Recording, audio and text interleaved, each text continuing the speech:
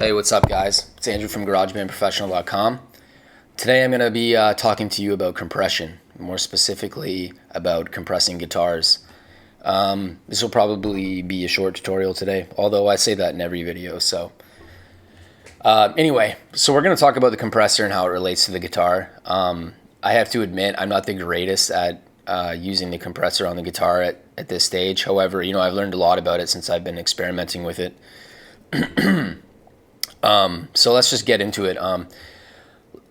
The number one thing I would say right off the bat is to use the presets. I've said this in many other tutorials and all of my articles at Garagebandprofessional.com, but the presets are a great jumping off point, and they have the added benefit of introducing you to the parameters of the compressor and the other plugins, and giving you an idea of what they sound like when they've been adjusted a bit. So you want to use your presets when you're using plugins. And then, so I'm sure you know how to do it, but I'll show you anyway. You just click on it down on your smart controls. You just click on it like that, and then it'll bring it up. And then you can choose a compressor based on whatever instrument it is. So you have guitar ones right here. Acoustic, bass, bright guitar. Like, there's a ton of them, man. And when you use them, you'll see how the compressor is set up. You're going to see how it changes, how the parameters have changed. And it's just going to give you an idea of how it can be used. So that's definitely something you should start doing if you're new to it and you don't want to take the time to figure it out on your own. So use the compressor presets and then adjust them accordingly. Once you've learned a little bit about it, then you can start using it. Then you can start making your own settings. So yeah, I guess we're just going to run through an explanation of the compressor, some of its parameters, and what it's used for. So as I've said many other times in my tutorials, compression is increasing the quietest sounds and it's decreasing the loudest sounds. So it's kind of bringing a bit of balance in terms of the volume levels, and it's almost like you have a mini audio engineer in your computer, and he's turning down the volume manually on each signal as it gets too loud. However, it's a machine that's doing it. So you have 5 main parameters, typically: the threshold, ratio, attack, release, and the gain and output level. The threshold is the point at which, in dB, when the compressor actually starts functioning. The ratio is how much the compressor is actually working and how much it's reducing the signal outside of the threshold. And then the attack is how fast it latches onto the signal. The release is how fast the compressor lets go of the signal. And the makeup gain is self-explanatory. It's making up the gain. It's increasing the total volume of the track when you've lost a little bit of volume in the compression process. And I mean, the compressor has a bunch of other purposes as well, which I listed some of them here, including making sounds thicker and fatter, adding warmth, equalizing volume levels, balancing levels, making everything louder, softening or accentuating dynamic changes, increasing punchiness, decreasing or increasing subtle sounds, emphasizing lost dynamic changes, moving the position of the sound in the mix forward or backward, making music sound more natural, ducking, and more. When I use a compressor, as I said before, I'm not really an expert on it, but when I use it, I'm using the compressor on the guitar to add balance. I'm kind of using it to balance the volume of the quietest notes played and the loudest notes played. I'm just trying to bring a little bit of equality to the way that it sounds. So what I wrote here, and this is a good example, we can use it to essentially equalize the volume of all the notes played. That way, if the guitar player played a note on the low E string a lot louder than a note on the high E string, we can make them closer to each other in volume. And if you think about it, the lower E string, it's always much louder than the higher one, right? So, and we also have the tendency to play the lower part of the guitar a bit louder. So if you use a compressor to kind of equalize it, and it's really useful for that. That's what I use it for. I'm sure more advanced engineers use it for many other things, but that's typically what I'm using it for. So if you're going to set the threshold on your guitar, I usually set it to around -22, in between -12 and -12 dB. You can look at your VU meter to give you an idea of the volume of the instrument. And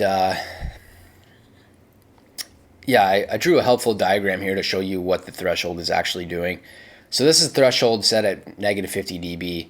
Now, the threshold, it's illustrated by these lines. So anything outside the threshold, so this signal right here, right, the signal outside of this line and this line outside of it, the compressor is reducing those peaks outside of that threshold, and then within the threshold, it's actually increasing the volume a little bit as well. So that's what this is meant to illustrate. I had to make sure to say that in this tutorial because I don't want it to be confusing. So what else should I talk about? I don't want to just read verbatim what's in this tutorial. I talked about the difference between clean and heavy guitars and distorted guitars, and I think that's worth illustrating. Like if you look here at this audio file for the clean guitar, you notice that it's thinner. Both of these are uncompressed. Or actually, I think they might be. They're loops, so I'm not sure, but just take it from me. Like this is what the clean guitar looks like. It's much thinner. And then you look at the heavy one. Look how much more distorted that is. You know what I mean? It's much thicker. And so for that reason, I mean, people still use compressors on distorted guitars, but usually for a different purpose, from what I understand. I don't use them too much on I don't really play metal anymore, so I haven't been really experimenting with it. But typically I use the compressor on clean sounds just to add balance. I'm sure it's the same thing with distorted, but it's less so. Like you don't need to use as much compression on a distorted guitar because there's already quite a bit of saturation, so to speak, on a distorted guitar signal. So in terms of how you set the ratio,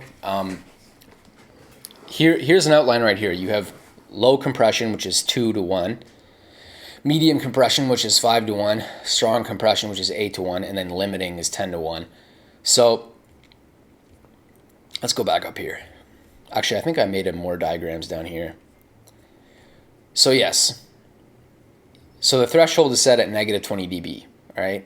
So if at 2:1, that means that for every time the signal exceeds the threshold set at negative 20 dB, every time the signal exceeds the threshold by 2 dB, it's reduced, it's cut in half.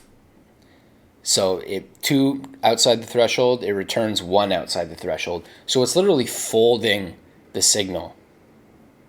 Not literally, but it looks like it's folding the signal to be closer to the threshold, and that's kind of what it's doing. A ratio of 4:1, rather than cutting the signal in half outside the threshold, it's reducing it to 1/4 outside the threshold. So you can, by this diagram, you can kind of see the way the black line is closer to the threshold. And then a ratio of 8:1, it's even the black line here is even closer to the red line, because I tried to make it illustrate an eighth, which is kind of difficult, but yeah. So usually I will set the ratio at maybe 5:1. I mean, just medium compression. You don't need medium ratio. You don't need it to be cranked, because 10:1 is technically considered as limiting. Because think about it, if it's at 10:1, that means that it's going to take all this signal outside the threshold, 10 dB outside the threshold, and it's going to cut it back to 1. So it's going to take the whole signal outside that threshold and flip it over, like all of it. You know what I mean? So that's what it's doing. What else should I mention? Yeah, explained in another way, a lower threshold means that more of the signal is affected, but a higher ratio means that more of the signal that is already being compressed is compressed even more. So that's the relationship between threshold and ratio.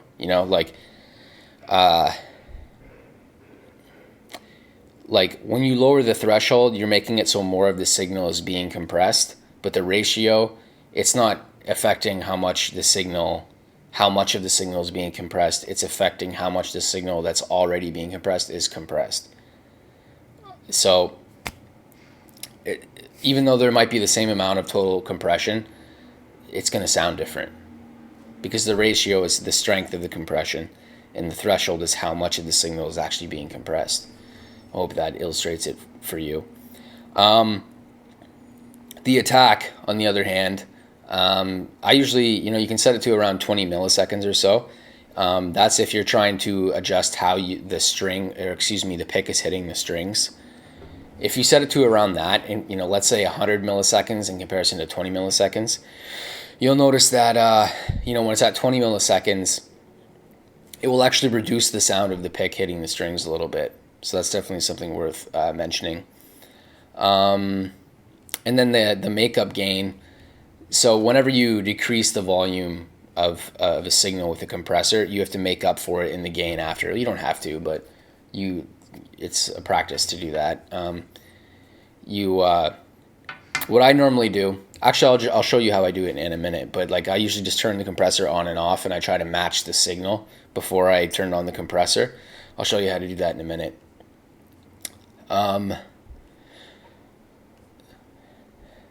In terms of the compressor and the signal chain, it's generally a guideline to have your dynamics processors, so a compressor, equalizer, and so on and so forth, before everything else in the signal chain. So you can see in this image here that I have the compressor, the second plugin. Anyway, so let's get into an actual file of what we're doing here. So here we got 3 guitars. We got acoustic, clean, and then we have a distorted guitar.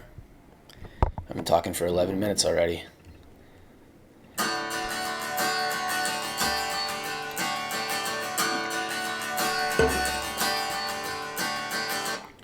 So yeah, as I mentioned before, go into your compressor, presets, go guitar, acoustic guitar.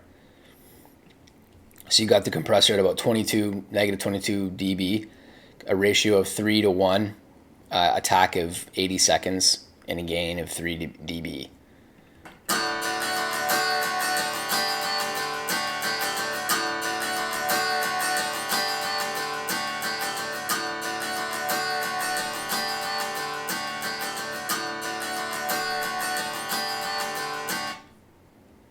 So yeah, let's move the threshold even lower.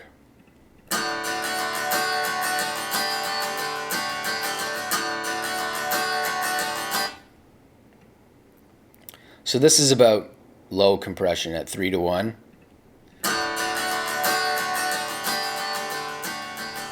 Now let's crank it all the way down to negative 50 and see what that sounds like.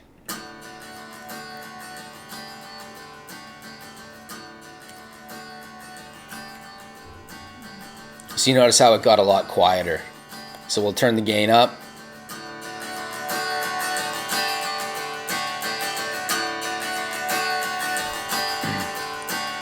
It's hard to tell what it's doing, but what it's doing, right now, this is far too much compression. It's literally squeezing the life out of it.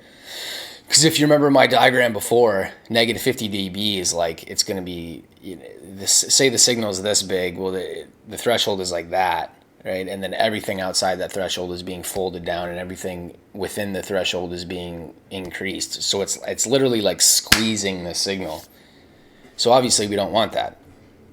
So, as I said before, you just use the preset and experiment with it. Put on your headphones and just adjust the threshold a little bit and just see what happens. Just keep in mind what the controls do.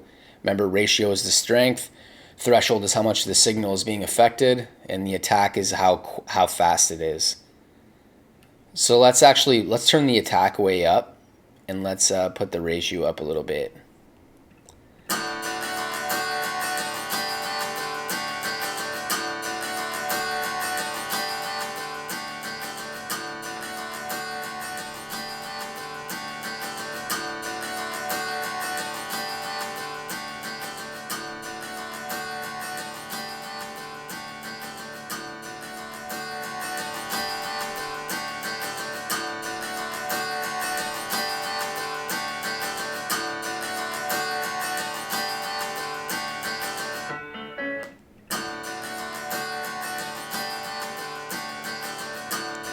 So I don't know if you can hear the difference now, but the attack has definitely gone down. like the pick hitting the string.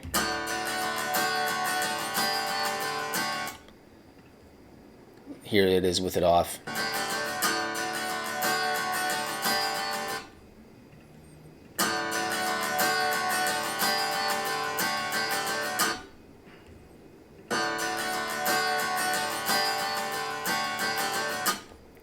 So yeah, use your presets and just play around with it, and you'll see the way it sounds. As I mentioned before, what I like to do is I like play, and you notice the increase in volume there. So if you want to match it up, what you do is you just turn it on and off, adjust your gain like that.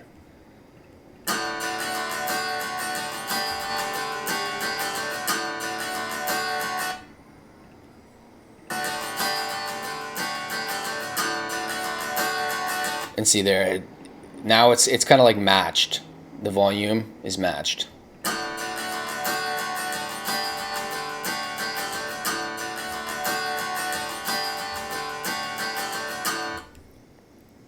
So a general guideline for this is just to use the preset, as I just said like 4 times, but yeah, that's what I normally do. I might adjust a little bit. I'll usually adjust the ratio a tad, the attack just by a little bit, and maybe I'll bring the threshold down a little more.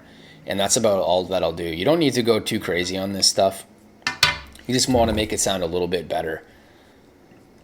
In terms of the other guitar, let's listen to what it sounds like.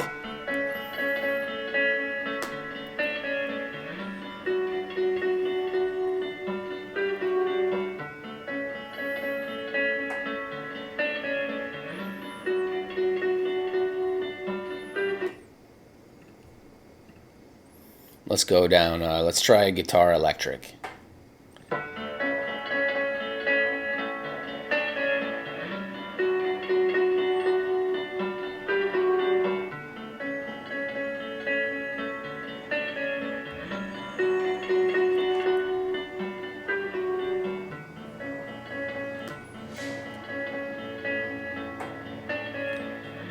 So yeah, that actually sounds bad.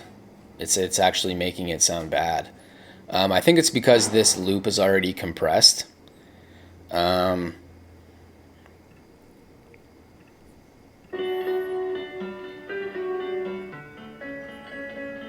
This one's a lot better.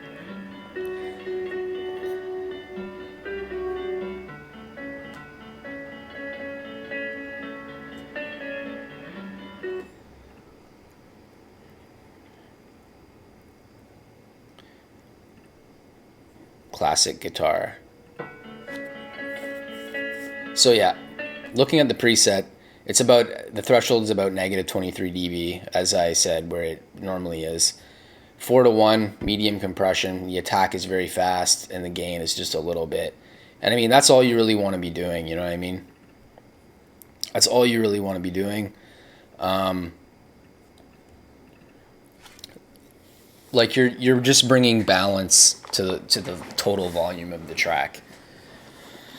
And to do that, just medium compression, 4-to-1, 3-to-1, or around there, like a medium attack or a fast attack, and then the threshold between like negative 12 and negative 22 dB. You'll get a feel for it. And then this is the distorted one.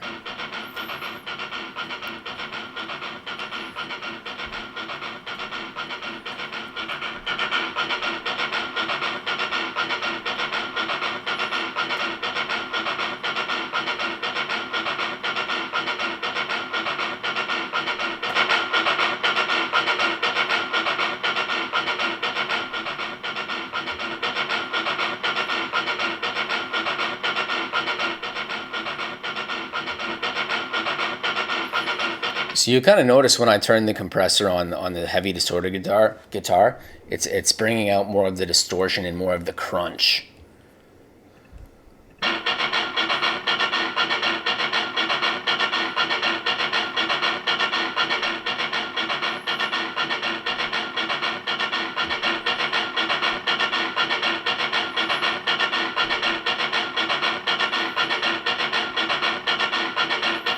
And And you'll see there's a lot more compression on this one as well. It's 8-to-1, which is almost limiting. So that's really equalizing. That's really bringing a lot of balance to the volume of the guitar. Threshold's still at negative 22 dB like it normally is. And the attack is pretty slow actually, but I mean it works. And then the gain is I set it to -7 just now, just to equalize the total gain to make it sound the same as it was before turning the compressor on. But yeah, I mean that's pretty much it. Just use your presets, and then just experiment with a little bit. Refer back to my article to get a better understanding of what's going on. And yeah, I mean that's all really. At some point in the time in future, I'll probably I'll redo my EQ and compressor videos and articles. I'll add a lot more because I mean I'm still learning as well. So yeah, I'll try to make more in the future. But anyway, that's all for now, and I guess I'll see you next time.